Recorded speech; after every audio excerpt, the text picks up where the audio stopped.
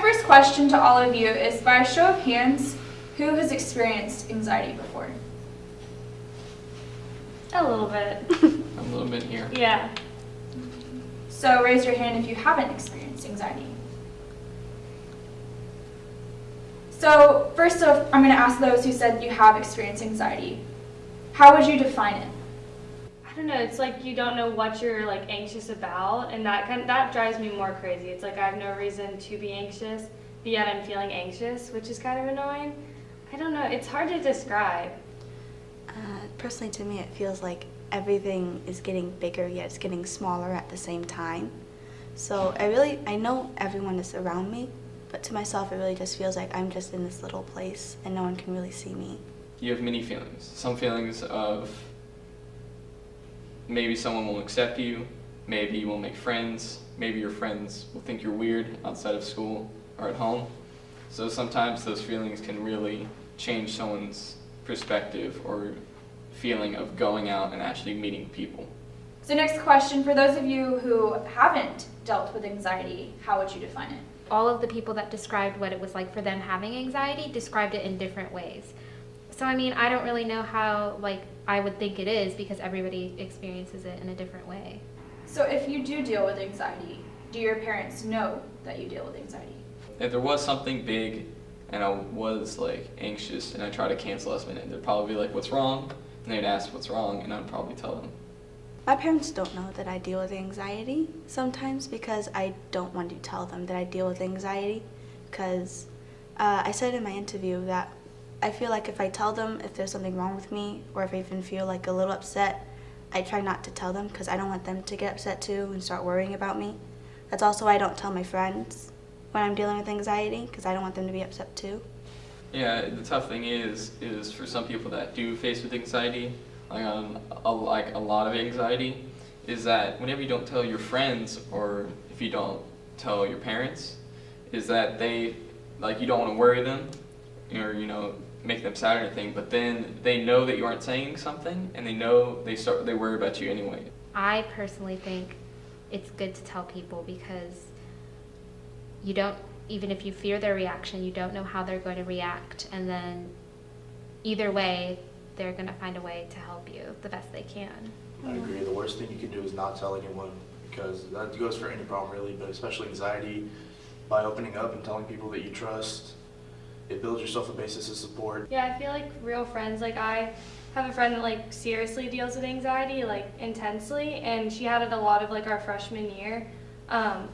And she really just didn't deal with it, didn't really tell anyone, didn't work through it until she confided in me and another friend, and through that it's not like it's a burden that she was putting it on us, but it puts us in to where we can help her. And I dealt with no anxiety until probably this year, and then I got to just help her work through that, and then that helped me whenever eventually I did have anxiety, and I was like, oh, I know how to deal with it in the situation.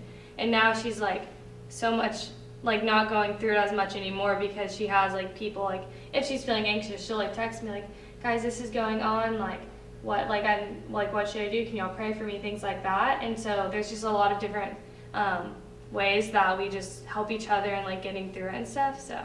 So do you think that the advances in technology and the increase of social media usage has actually added to anxiety and how popular it's become? I think the problem with social media and anxiety and depression and things like that, because I know this is what happened to me with school. I was just so filled with school and stress and all these things that I didn't have time to sit and process my emotions and process what was going on. And I think that's the problem with social media, is we're just so filling ourselves in or on our phones all the time, to where we're not giving ourselves time to just sit there and journal out what's going on, or just think about why did I feel this, what's going on. Instead, we'll just mind-numbingly go through social media, which is super easy. So how do you notice anxiety in your school? A lot of times, you see people kind of joke about anxiety, in general, kind of, and I mean, not that that's a bad thing, but I think for me personally, it makes me even more confused about who has anxiety, who doesn't have anxiety, whoever's experiencing anxiety, is that how it is for them? Like, so for me, that kind of confuses me on what anxiety is. I honestly have a hard time trying to tell who has anxiety and who doesn't at school as well because for people who don't take anxiety, I guess as seriously, in my personal opinion, they'll openly say they have anxiety. Towards people like me, I didn't want anyone to know I had anxiety. That's why Madison always sees me smiling every day. But secretly, I just didn't want anyone to know, so I didn't tell anybody, except one friend, and she helped me a lot. At first I didn't know that she was helping me. I was actually quite mad when she told my parents, but then I learned that she was actually really trying to help me. I think the anxiety is that even if you do have anxiety and then you realize you have it, is either from like a bad experience of you telling someone or you just don't want anyone to know, is that you try your hardest not to let anyone know. So a lot of you have talked about either you yourself hiding your anxiety or noticing other people hiding anxiety. Is that because you feel there's a negative connotation that comes with that word? I did. Yeah. Yeah. Yeah. How so? To me, I just feel like anxiety just has a negative appearance because whenever I hear someone saying openly that they have anxiety, the first thing that pops into my mind is that they're being overdramatic about something. So that's also why I hid mine, because I didn't want people saying that you're just being overly dramatic or overly stressed about something little. So what do you think the difference is between being anxious and just being worried? I see worrying about something as temporary.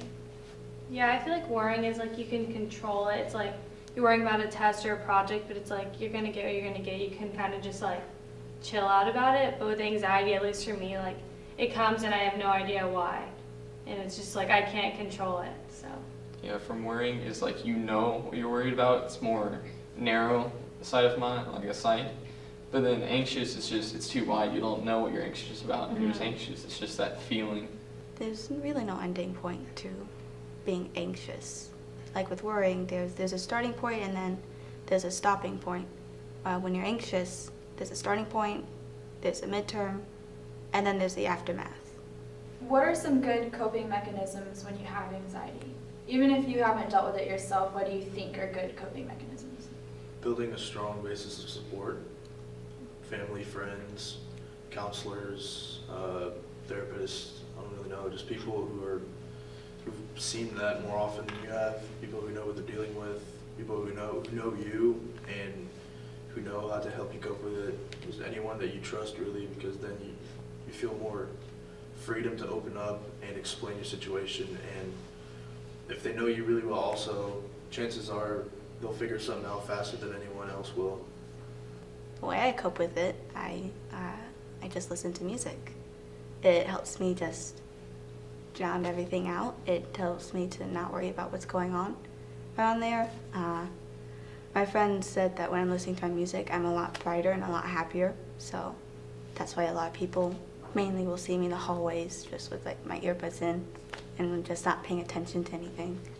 I think it's all about like stopping yourself and just like realizing what are you being anxious about, kind of just like talking yourself through it, which is kind of what I did and what my friend would do. It's just like, if you're feeling anxious, be like, okay, why am I feeling this? What's going on? And just like process it, like I was saying before, processing what you're feeling.